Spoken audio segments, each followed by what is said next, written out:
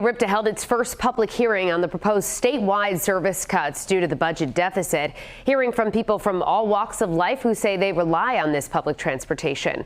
The proposed changes impact more than 80% of the routes. Shiina LoSciuto breaks down the process and the message from bus riders today. Shiina? Well, RIPTA's leader says these are major changes here. The proposed changes include getting rid of bus routes, getting rid of parts of them, or getting rid of weekend services for some of them, for example. And advocates say this is likely impacting up to 40,000 people. It's not just a ride, it's a lifeline. That's how Rhode Islanders describe RIPTA bus services.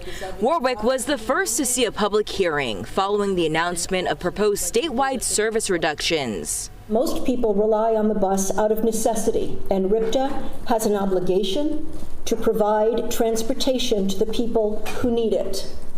Please find a way to do this.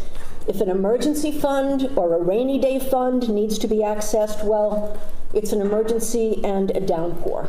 Bus riders and community members have a chance to make their voices heard in front of RIPTA's CEO, who will eventually bring a final recommendation to the agency's board of directors. There are 12 hearings altogether in different locations from now until August 6th. But it's also an opportunity for riders to voice their concerns and suggestions, and we heard quite a few today that we'll go back and we'll think about those things and see what we can do to be better.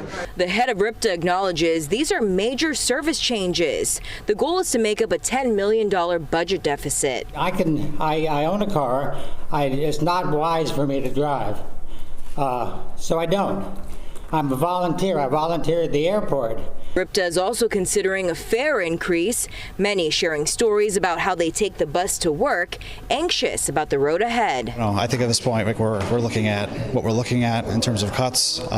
If something changes, that would be great. Obviously listening to the feedback from the public, this is difficult and it has pretty substantial impacts on people.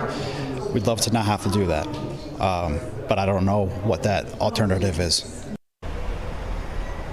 And RIPTA's CEO said he had not spoken to Governor Dan McKee about this at all. So we did reach out to McKee's office for their take on this. We're still waiting to hear back tonight.